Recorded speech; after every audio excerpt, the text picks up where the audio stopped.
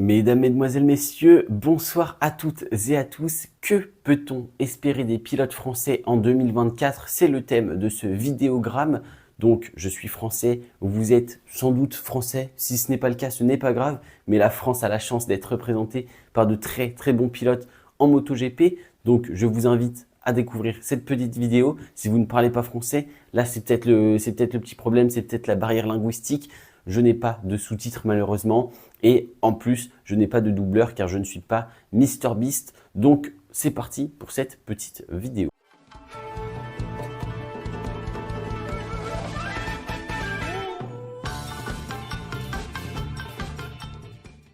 Premièrement, les championnats du monde moto de vitesse sont composés de plusieurs catégories. Commençons par la Moto 3 et nous avons un pilote français tout simplement, Lorenzo Felon, jeune pilote français. Malheureusement, on est un petit peu sur une année de la dernière chance pour ce pilote car tout simplement les résultats de ses premières années en Moto 3 ont été très mauvais. On va pas se mentir, je vais poser un mot, je vais poser le terme. Il a accumulé les blessures et les mauvais résultats. Donc cette année semble être une année critique et il va falloir vraiment montrer à toutes les écuries présentes sur le plateau Moto 3 qu'il est capable de poursuivre son aventure dans les championnats du monde. Et ce n'est pas tout car il roulera sur une moto dans une écurie française, le CIP Green Power. Donc là, double français en Moto 3, ça fait plaisir. Je vous invite à le suivre car malheureusement, on est peut-être sur une de ces dernières saisons. Je continue en Moto 2. Alors nous n'avons pas de français, mais il y a un belge, Barry Baltus, qui progresse d'année en année et il ne serait pas étonnant cette saison de le voir sur quelques podiums car c'est un pilote qui est de plus en plus aux avant-postes. Donc voilà, le belge Barry Baltus, on pourra le suivre, il sera sur l'écurie Phyton Oli Racing si je ne dis pas de bêtises. Donc voilà, Barry Baltus, la Belgique, c'est pour vous. Et on passe directement à la MotoGP et vous allez voir, il y a quand même une petite nuance. Donc voilà, c'est fini pour la Moto 3 et la Moto 2 du côté des pilotes français, francophones si vous voulez. Je passe à ceux qui vont être le plus suivis pour cette saison 2024 et je ne commence pas par un pilote mais bien par une écurie française présente en MotoGP et en Moto 3. Donc voilà, petit retour en arrière en Moto 3, Tech 3 passe sous les couleurs de GazGaz comme en MotoGP. Donc l'écurie Moto 3 devient GazGaz Tech 3. Et c'est très intéressant car cette saison, nous avons un rookie, Jacob Roulstone, qui vient tout droit de la Red Bull Rookies Cup.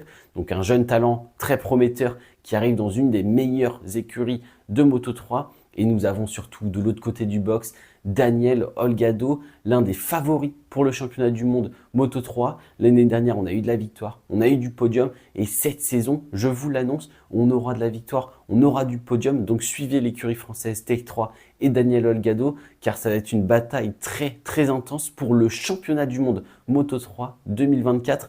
Et là, il y a vraiment du concurrent et c'est vraiment une très bonne équipe. Donc en Moto 3, Tech 3, valeur sûre et très impressionnant. Donc c'est très cool à suivre. Mais Tech 3, ce n'est pas qu'une très bonne écurie en Moto 3. Ils sont aussi présents en MotoGP. Et malheureusement, les dernières années furent très difficiles pour Tech 3.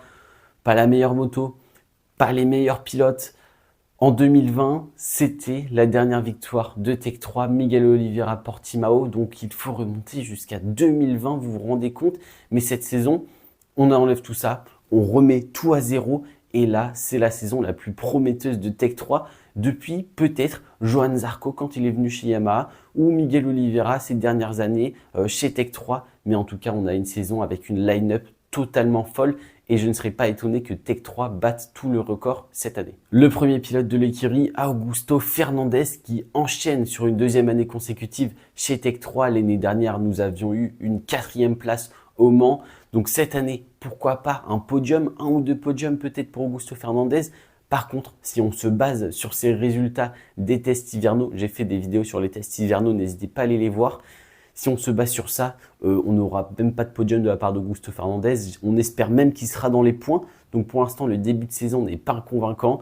Par contre, encore une fois, on change de côté du box et on passe sur le rookie, la plus grande pépite de ces 10 dernières années sans doute, Pedro Acosta. Et alors là, c'est sans doute du podium. C'est potentiellement de la victoire. C'est potentiellement le plus jeune pilote à gagner une course en MotoGP avec une écurie française, GazGaz Tech 3. Donc ça serait tout simplement incroyable. C'est pour ça que je vous parlais de record. Donc suivez ça. Pour l'instant, Pedro Acosta semble très bien parti. Les essais ont été incroyablement bons. Et GazGaz Tech 3 a connu déjà des victoires, sait comment ça se passe et a déjà eu dans ses rangs des très bons pilotes. Et ils sont accompagnés par KTM. Donc on va voir tout ça. Mais c'est une valeur sûre. Si vous voulez suivre une écurie française, eh bien Tech 3, franchement, c'est une très bonne chose. Et même si vous voulez juste suivre un pilote, Pedro Acosta, rookie, ça va être incroyable. Certes, les pilotes de l'écurie GazGaz Tech 3 ne sont pas français malheureusement, mais le team principal, Hervé Poncharal, est français. Certains ingénieurs sont français, des mécaniciens sont français, donc n'hésitez pas à aller les suivre car cette saison, comme je le dis depuis tout à l'heure, est très prometteuse. Et on passe maintenant aux pilotes français car nous avons de grandes stars sur la grille de MotoGP. Et premièrement, le double champion du monde Moto 2, Johann Zarco, sera cette saison 2024 chez Honda LCR. Honda LCR, c'est donc l'écurie satellite de chez Honda. Et cette saison 2024 et la saison 2024 s'annoncent très bonnes, tout simplement parce que Honda, je vous le rappelle, a fait table rase de tout ce qui a été fait ces dernières années, repart sur un tout nouveau projet, une toute nouvelle moto, des nouveaux pilotes. Tout a été revu à zéro chez Honda. Et cette base semble très bonne. Johann Zarco est au cœur du projet. Il se sent bien, il aime bien la moto. Donc pour l'instant, les résultats sont un peu compliqués car on est au tout début, mais ça s'annonce très bien à l'avenir. Si vous vouliez une victoire de Johann Zarco dès ce début de saison 2024, ça va être très difficile car il va falloir s'adapter à cette nouvelle manière de travailler avec son écurie. Il va falloir s'adapter à la moto pendant des week-ends de course car c'est différent des essais. Mais en tout cas, gardez un œil sur Johann Zarco à partir de la mi-saison, j'ai envie de dire, une fois que de grosses upgrades seront arrivés chez Honda, mais aussi gardez un œil sur Johann Zarco au Mans, car il a toujours été très bon sur cette piste. Mais en tout cas, si début 2024 ne sera pas très convaincant, je pense que la suite va nous mettre des étoiles plein des yeux avec Johann Zarco. Et pour terminer cette vidéo, la superstar française Fabio Quartararo, champion du monde MotoGP en 2021, eh bien là, ce n'est vraiment pas glorieux malheureusement. Nous le savons, Quartararo est un pilote capable de jouer les podiums, les victoires, le championnat du monde même, mais il lui faut une machine et du matériel adapté pour se battre face aux autres concurrents. Et cette année, Fabio Quartararo continue son aventure chez Yamaha en 2024 et le matériel, la moto, la performance, ce n'est clairement pas là. Donc nous allons sans doute avoir encore une fois, comme en 2023, une saison où Fabio Quartararo est dans le milieu de tableau malheureusement.